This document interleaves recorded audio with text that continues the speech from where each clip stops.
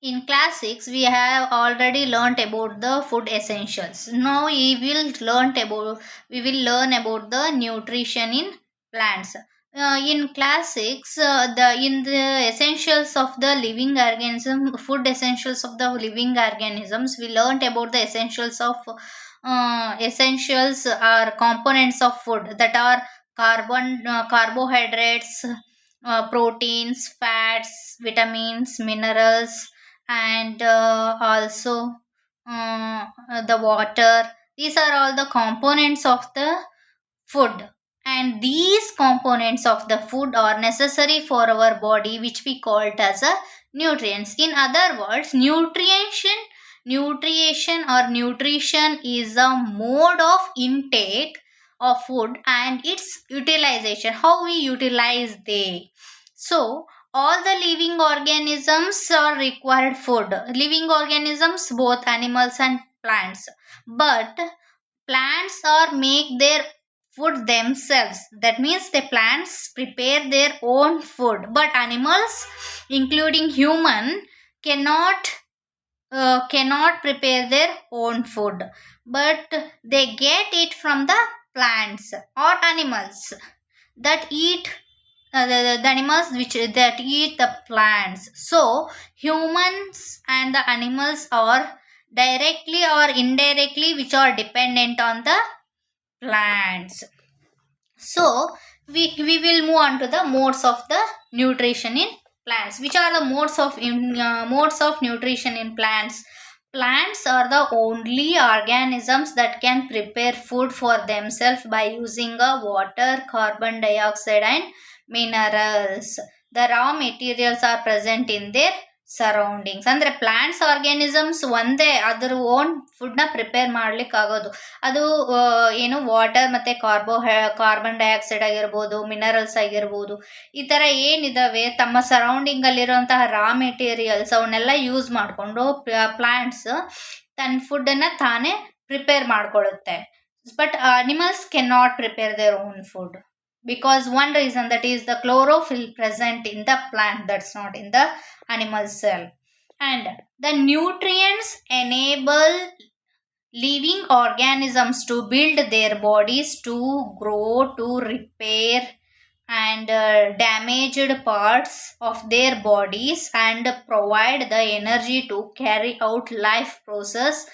Nutrition is the mode of taking food by an organisms and it's utilized by the body. ನಾನು ಈಗ already ಹೇಳಿದೆ ಏನಂತಂದರೆ, nutrients enable the living organisms to build their bodies. ಅಂದರೆ nutrition ಏನಕ್ಕೆ help ಮಾಡುತ್ತೆ ಅಂತಂತಂದರೆ, ಆರ್ಗ್ಯಾನಿಸಮ್ಸ್ನ build their bodies, ಅದರ ಬಾಡಿ ಬಿಲ್ಡ್ ಮಾಡಲಿಕ್ಕೆ, ಟು ಗ್ರೋ ಅಂದರೆ ಬೆಳಿಲಿಕ್ಕೆ, ಆ್ಯಂಡ್ ಟು ರಿಪೇರ್ ಅಂತಂದರೆ ಯಾವುದಾದ್ರು ಪಾರ್ಟ್ಸ್ ಡ್ಯಾಮೇಜ್ ಆಗಿದ್ದರೆ ಅದನ್ನು ರಿಪೇರ್ ಮಾಡಲಿಕ್ಕೆ, and provide the energy to carry out the life process, and they provide the energy to carry the life process. ಅಂದರೆ ನ್ಯೂಟ್ರಿಯೆಂಟ್ಸ್ ಇದಕ್ಕೆಲ್ಲ ಹೆಲ್ಪ್ ಮಾಡುತ್ತೆ. ಆ್ಯಂಡ್ ನ್ಯೂಟ್ರಿಷನ್ ಹಾಗಾದರೆ ಏನು ಅಂತಂದರೆ, nutrition is a mode of taking food by an organism.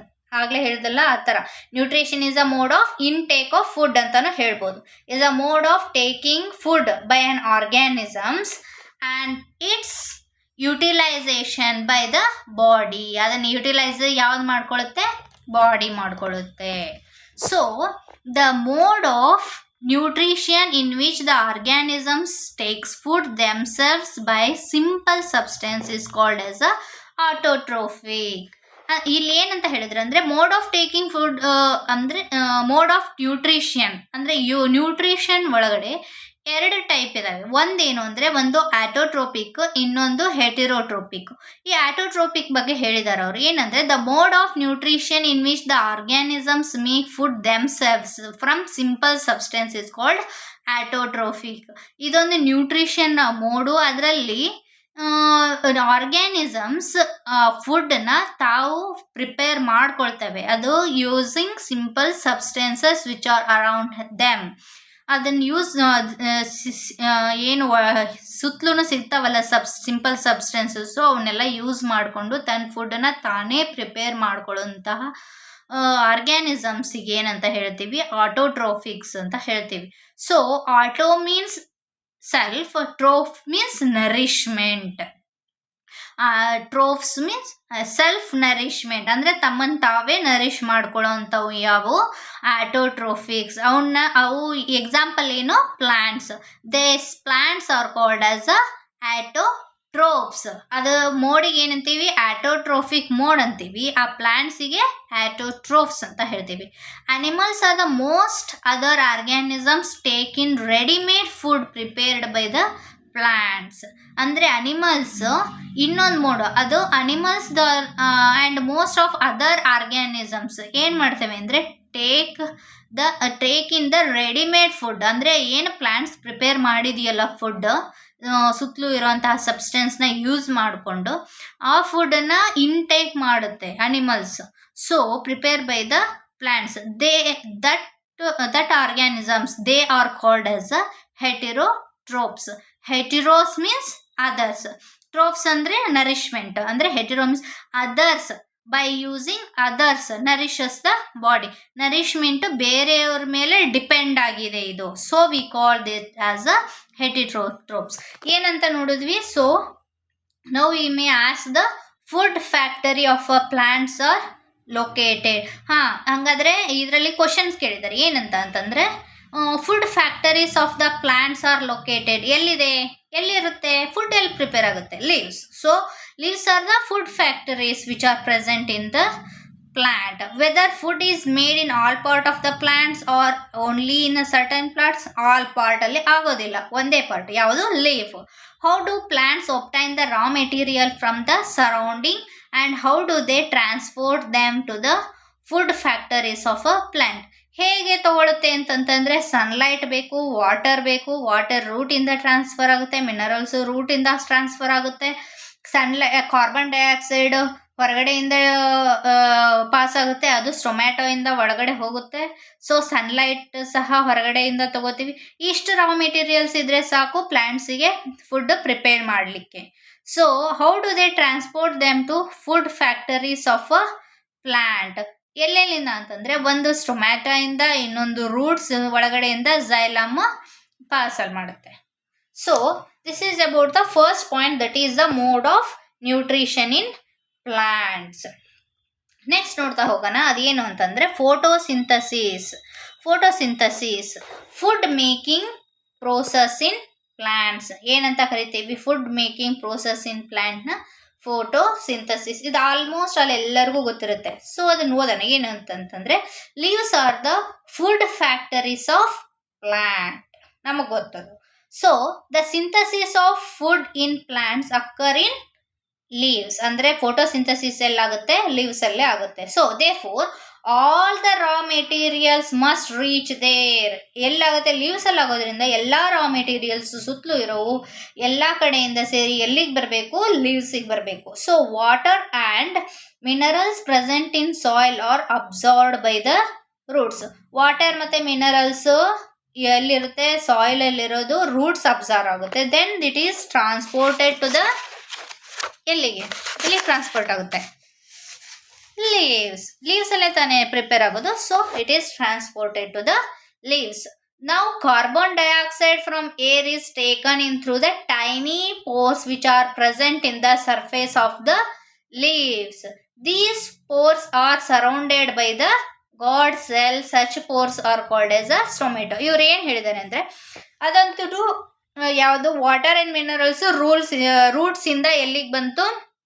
ಲೀವ್ಸಿಗೆ ಬಂತು. ಇಲ್ಲಿ ನೋಡಿ, ಇಲ್ಲಿ ವಾಟರ್ಸ್ ಏನಿದೆ, ಇಲ್ಲಿ ವಾಟರ್ ಆ್ಯಂಡ್ ಮಿನರಲ್ಸ್ ರೂಟಿಂದ ಲೀವ್ಸಿಗೆ ಟ್ರಾನ್ಸ್ಫರ್ ಆಯಿತು. ಇಲ್ಲಿ ಕಾರ್ಬನ್ ಡೈಆಕ್ಸೈಡ್ ಹೇಗಾಗುತ್ತೆ ಅಂದರೆ ಪೋರ್ಸಿಂದ. ಇಲ್ಲಿ ನೋಡ್ರಿ ಗೊತ್ತಾಗುತ್ತೆ. This we called as this section of the leaves. ಒಂದು ಲೀಫ್ನ ತೊಗೊಂಡು ಅದರಲ್ಲಿ ಒಂದು ಸೆಕ್ಷನ್ನ ತೊಗೊಂಡ್ರೆ ಈ ಟೈಪ್ ಕಾಣುತ್ತೆ. ಈ ಟೈಪ್ ಕಾಣುತ್ತಲ್ಲ, ಇದರಲ್ಲಿ ಇದು ಇಲ್ಲಿರೋಂಥ ಈ ಶೇಪ್ ಏನಿದೆ ಇದೆಲ್ಲ ಕ್ಲೋರೋಫಿಲ್. ಆ್ಯಂಡ್ ದಿಸ್ ಒನ್ ಇಲ್ಲಿ ಏನು ಸೆಲ್ಸ್ ಕಾಣ್ತಾವಲ್ಲ, ಇಲ್ಲಿರೋವಂಥದ್ದು ಗಾರ್ಡ್ ಸೆಲ್ಸ್. ಇವೆರಡು ಅಂದರೆ ಇಲ್ಲಿ ಕರೆಕ್ಟಾಗಿ ಕಾಣಿಸುತ್ತೆ ನೋಡಿ. ಈ ಒಂದು ಸೆಕ್ಷನ್, ಇಲ್ಲಿರುವಂಥ ಒಂದು ಸೆಕ್ಷನ್ ಅನ್ನು ತಗೊಂಡಿದ್ದಾರೆ ಅವರು. ಆ ಸೆಕ್ಷನಲ್ಲಿ ಮಿಡಲ್ ಪಾರ್ಟ್ನ ಏನಂತ ಕರಿತೀವಿ ನಾವು, ಸ್ಟೊಮ್ಯಾಟಲ್ ಓಪನಿಂಗ್. ಇದು ಏನಾಗುತ್ತೆ, closing and opening. Closing and opening ಯಾವುದ್ರಲ್ಲಿ ಹೆಲ್ಪ್ ಆಗುತ್ತೆ, ಗಾರ್ಡ್ ಸೆಲ್ಸ್, ಅದರಲ್ಲಿರುವಂಥ ಕಿಡ್ನಿ ಆಕಾರದಲ್ಲಿರುವಂಥ ಶೆಲ್ಸ್ ಏನಿದಾವಲ್ಲ, ಇವನ್ನ ಏನಂತ ಕರಿತೀವಿ, ಗಾರ್ಡ್ ಶೆಲ್ಸ್ ಅಂತ ಕರಿತೀವಿ. ಈ ಗಾರ್ಡ್ ಸೆಲ್ಸ್ ಓಪನಿಂಗ್ ಆ್ಯಂಡ್ ಕ್ಲೋಸಿಂಗಿಗೆ ಹೆಲ್ಪ್ ಮಾಡುತ್ತೆ. And this opening we call it as a stomata. So, carbon dioxide from the air is taken in through the tiny pores present in the surface of the leaves. These pores are surrounded by the guard cells. Such pores are called as a stomata. This we call it as a stomata. Next, waters and minerals are transported to the leaves by vessels which run like a pipe through the root. So the stem and the branches and the leaves then form a continuous path or a passage for a nutrition to reach the leaves. ಏನು ಅಂತಂದರೆ, water minerals ಏನಿದೆ ಅದು ರೂಟಿಂದ ಲೀವ್ಸ್ವರೆಗೂ pass ಆಗಬೇಕು ಅಂತಂದರೆ first ಅದೇನಾಗುತ್ತೆ, transported to the leaves by vessels which run like a pipe through the root. ಇಲ್ಲಿದೆ ನೋಡಿ. So first water and minerals ಏನಾಗುತ್ತೆ, ಟ್ರಾನ್ಸ್ಪೋರ್ಟ್ ಆಗುತ್ತೆ ಎಲ್ಲಿ, to the leaves by vessels which are run like a pipe through the roots. First ಇಲ್ಲಿ ಏನಿರುತ್ತೆ, ಇವು pipes like vessels, and then it is to the stem, and then it is to the branches, and then it is reaches the leaves. They form one continuous path ಇದೆ. ಇಲ್ಲಿ root ಒಂದು path form ಮಾಡುತ್ತೆ, ಅಲ್ಲಿ pipe like structures ಇರುತ್ತೆ, ಅಲ್ಲಿಂದ next ಸ್ಟೆಮ್ಮಿಗೆ, ಆಮೇಲೆ ಬ್ರಾಂಚಿಗೆ, ಆಮೇಲೆ ಲೀವ್ಸಿಗೆ. ಇದೊಂದು ಕಂಟಿನ್ಯೂಸ್ ಪಾತ್ ಅಥವಾ passages for the nutrients to reach the leaves. ಅದನ್ನು ಚಾಪ್ಟರ್ 11 ಹೇಳಿದ್ದಾರೆ. ಸೊ ಅದನ್ನು ನೆಕ್ಸ್ಟ್ ನೋಡೋಣ. ಬಟ್ ಈಗ ಈ ಚಾಪ್ಟರ್ಗೆ ಇಷ್ಟು ಸಾಕು. Next move on to the another one, that is leaves have green pigment called chlorophyll. ಈ ಕ್ಲೋರೋಫಿಲ್ ಅಂದ್ರೆ ಏನು, ಎಲ್ಲಿಂದ ಬಂತಪ್ಪ ಈ ಸಡನ್ ಆಗಿ ಈ ವರ್ಡ್ ಅಂತಂದ್ರೆ ಅದಕ್ಕೆ ಇಲ್ಲಿ ನೋಡ್ಬೋದು ನೀವು ಏನಂತ ಕೊಟ್ಟಿದ್ದಾರೆ. ಇಲ್ಲಿ ಸೆಲ್ ಸ್ಟ್ರಕ್ಚರ್ ಕೊಟ್ಟಿದ್ದಾರೆ. ಸೆಲ್ ಅಂದ್ರೆ ಏನು, it is a building block of organisms. Building block ಇದೇನಪ್ಪ, ಮತ್ತೆ ಬಿಲ್ಡಿಂಗ್ ಬ್ಲಾಕ್ಸ್ ವೆರಿ ಈಸಿ. ಏನು ಅಂದರೆ, ಒಂದು ಮನೇನ ಕಟ್ಟಬೇಕಾದ್ರೆ ನೀವು ಏನು ಮಾಡ್ತೀರಾ, ಒಂದ್ರ ಮೇಲೊಂದು ಇಟ್ಟಿಗೆ ಇಟ್ಟ ಮೇಲೇ ಮನೆ ಬಿಲ್ಡ್ ಆಗುತ್ತೆ. ಇಟ್ಟಿಗೆ ಇಳ್ಳಾರ್ದೆ ಸಡನ್ ಬಿಲ್ಡಿಂಗ್ ಆಗೋದಿಲ್ಲ. ಸೊ ಹಾಗೆ ಆ ಬ್ರಿಕ್ಸ್ ಅನ್ನ ಇಲ್ಲಿ ಏನ್ ಮಾಡಿದರೆ ಸೆಲ್ಲಿಗೆ ಹೋಲಿಸಿದ್ದಾರೆ. ಸೊ ಒಂದು ಸೆಲ್, 2 ಸೆಲ್, 3 ಸೆಲ್, ಈ ರೀತಿಯಾಗಿ ಸೆಲ್ಗಳು ಒಂದಕ್ಕೊಂದಕ್ಕೂ ಜಾಯಿನ್ ಆದ್ಮೇಲೆ ಒಂದು ಆರ್ಗನ್ ಫಾರ್ಮ್ ಆಗುತ್ತೆ. ಆ ಆರ್ಗನ್ ಇಂದ ಏನಾಗುತ್ತೆ, ಒಂದು ಆರ್ಗ್ಯಾನಿಸಮ್ಸ್ ಫಾರ್ಮ್ ಆಗುತ್ತೆ. ಅದನ್ನೇ ಇಲ್ಲಿ ಏನಂತ ಹೇಳಿದ್ದಾರೆ ಅಂತಂದ್ರೆ ಸೆಲ್ ಕೊಟ್ಟಿದ್ದಾರೆ ಇಲ್ಲಿ. That is a cell is a the bodies of a living organisms are made up of a tiny unit called as a cell. Cells are the building blocks of the organs. So cells can be seen only under the microscope, very minute. They can be seen under only the microscope. ಅದರಿಂದ ಮಾತ್ರ ನೋಡ್ಲಿಕ್ಕೆ ಸಾಧ್ಯ ನಾವು. Some organisms are made up of only the cells. And the cell is enclosed by tiny outer boundary called as a cell membrane. ಏನು ಅಂತಂದರೆ, ಒಂದೊಂದು organisms ಒಂದು only ಒಂದು ಸೆಲ್ಲಿಂದನೇ ಮಾಡಲ್ಪಟ್ಟಿವೆ. ಏನು ಯಾವುವು ಇರ್ಬೋದು, ಅಮೀಬಾ, ಯೂನಿಸೆಲ್ಯುಲಾರ್ ಅಂತ ಹೇಳ್ತೀವಿ ನೋಡಿ. So these are organisms. Some organisms are made up of only cell. Humans are made up of multi cell organisms. So ಅಂದರೆ ಸೆಲ್ ಸೇರಿ ಅದಕ್ಕೆ ಏನು ಒಂದು ಆರ್ಗನ್ ಆಗುತ್ತೆ. ಆಮೇಲೆ ಅದು ಒಂದು ಬಿಲ್ಡ್ ಆಗಿ ಒಂದು ಪ್ರೋಸೆಸ್ಸಲ್ಲಿ ಬಿಲ್ಡ್ ಆಗಿ ಅದು ಆರ್ಗ್ಯಾನಿಸಮ್ ಆಗುತ್ತೆ. ಸೊ ಸೆಲ್ಸ್ ಹಾಗೆ ಇರಲ್ಲ, ಅದು enclosed by the thin outer layer we called as a cell membrane. See here, outer layer we called it as a cell membrane.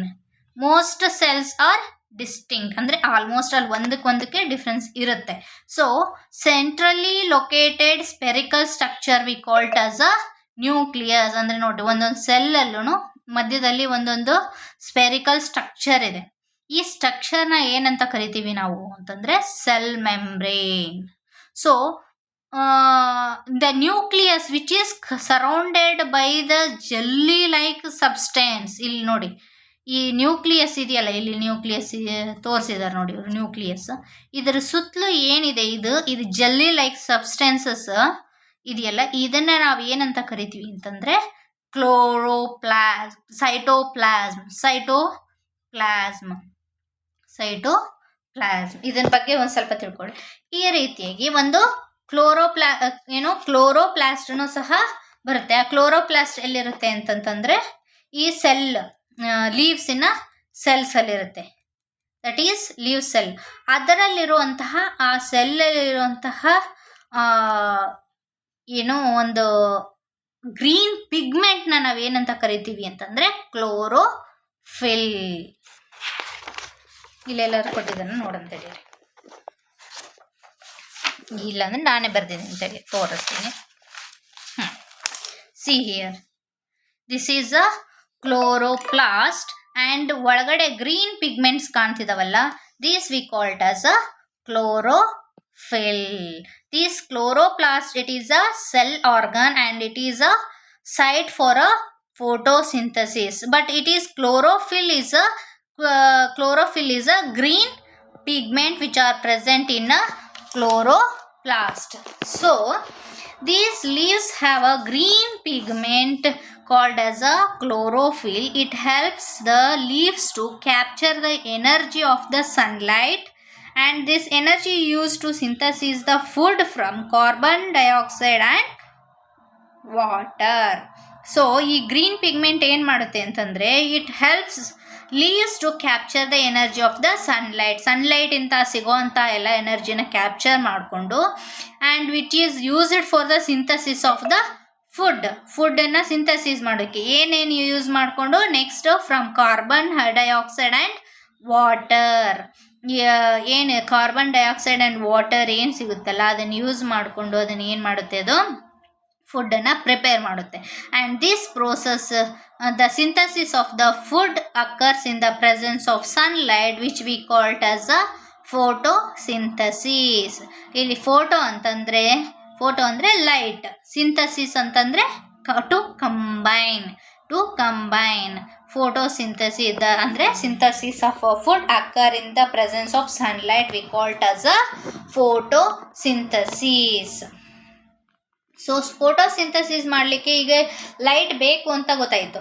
So sunlight ಬೇಕು ಅಂತ ಗೊತ್ತಾಯಿತು. ಈ carbon dioxide, waters are necessary to carry out the process of photosynthesis is and also the unique process of the earth, that is a photosynthesis, and the solar energy is captured by the leaves and stored in the plants in the form of food. So solar ಎನರ್ಜಿನ ನಾವು ಏನು capture ಮಾಡ್ಕೊಳ್ತೀವಲ್ಲ, so ಅದನ್ನು ನಾವು plants ಏನು ಮಾಡ್ತವೆ, stored in the form of food.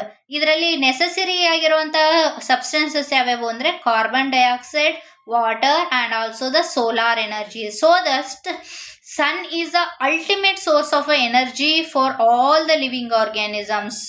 Solar energy na ಏನು capture ಮಾಡ್ಕೊಂಡಿರುತ್ತಲ್ಲ leaves, ಅದು ಯಾವುದು ಪ್ಲಾಂಟ್ಸ್ ಅಲ್ಲಿ ಫುಡ್ ಫಾರ್ಮ್ ಅಲ್ಲಿ ಸ್ಟೋರ್ ಆಗಿರುತ್ತೆ. ಈ photosynthesis unique process. Thus the sun is the ultimate source of energy for all the living organisms. In the absence of the photosynthesis, there would be no any food.